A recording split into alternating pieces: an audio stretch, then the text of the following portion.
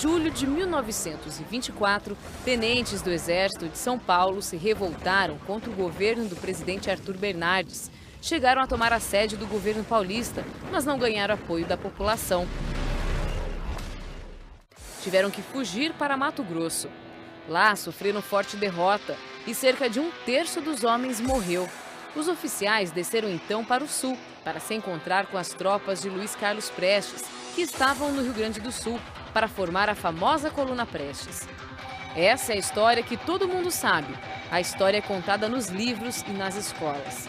Agora, o que pouca gente conhece é que antes da Coluna Prestes, os tenentes rebelados tomaram Guaíra, passaram por Foz do Iguaçu e se instalaram em Catanduvas, naquela época um vilarejo nas montanhas, escondido pela mata.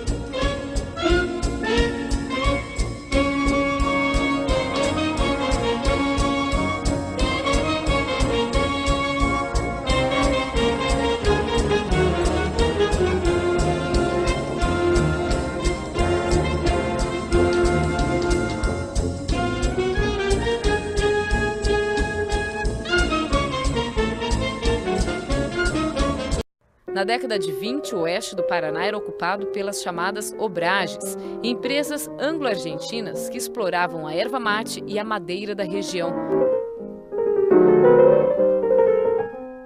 Quase não existiam cidades por aqui. Eram pequenos vilarejos com muitos moradores estrangeiros, principalmente da Argentina e Paraguai.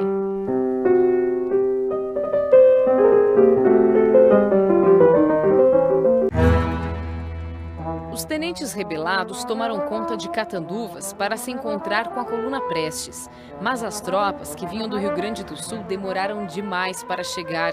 Marechal Cândido Rondon apareceu primeiro. A missão era acabar de vez com a revolta. Não era interessante para Rondon, até porque ele era assim um pouco pacifista, né? Fazer um ataque terraficante, ou seja, acabar com os revoltosos. Ele queria que se entregassem, porque afinal de contas eram irmãos de farda. No pensamento de Arthur Bernardes, que era o presidente da República, chamava-se de revoltosos, mas na verdade eles eram um movimento político também, que queria mudança. Queria a queda da República Velha, queria a queda do governo federal e a entrada de um novo governo. O que veio ocorrer depois, em 1930, né, com outra revolução.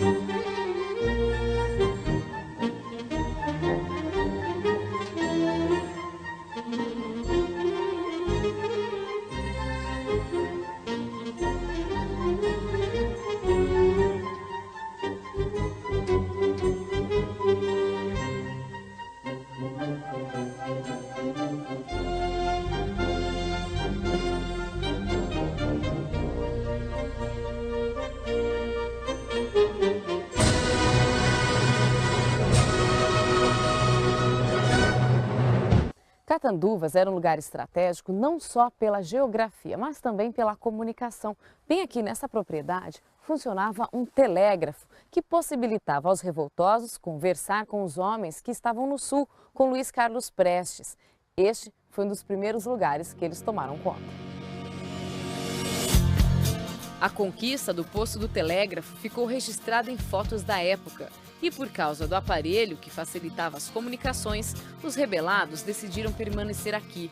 Meu pai ele não era revoltoso, mas ele trabalhava como transporte. Na época eles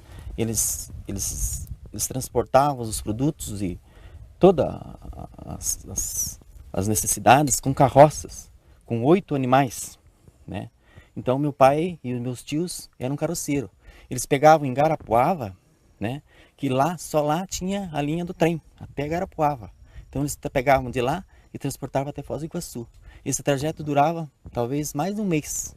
Trazer alimentos, roupas, sal, principalmente é sal, né? Eles foram obrigados, eles recebiam dinheiro, como é que era assim? Não, sem dinheiro. Eles eram obrigados a transportar sem custos nenhum.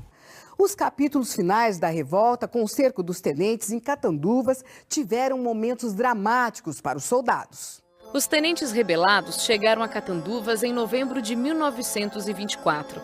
Ficaram aqui até fim de março de 1925, quando foram derrotados por tropas do governo.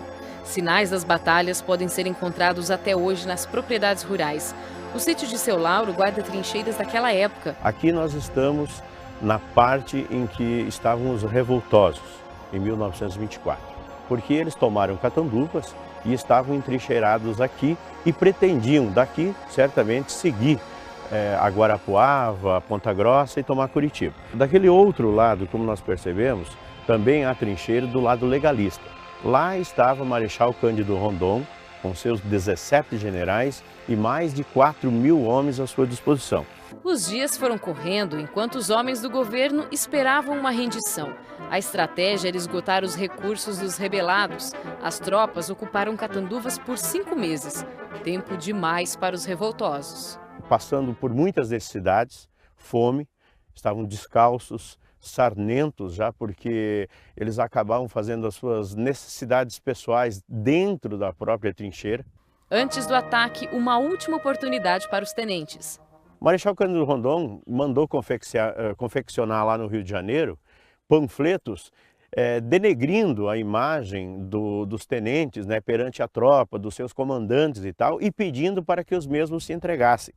Então os aviões Baguete sobrevoaram Catanduvas, espalharam milhares de panfletos e teve um resultado imediato. 40 revoltosos acabaram se entregando, mas o restante não, preferiu continuar a batalha.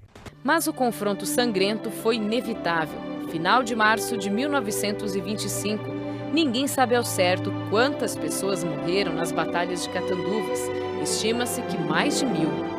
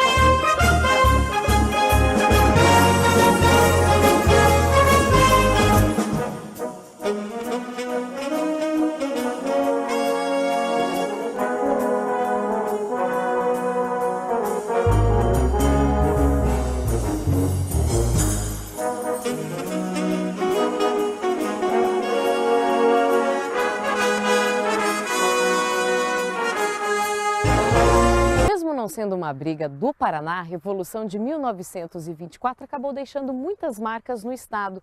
A mais significativa delas também é pouco conhecida.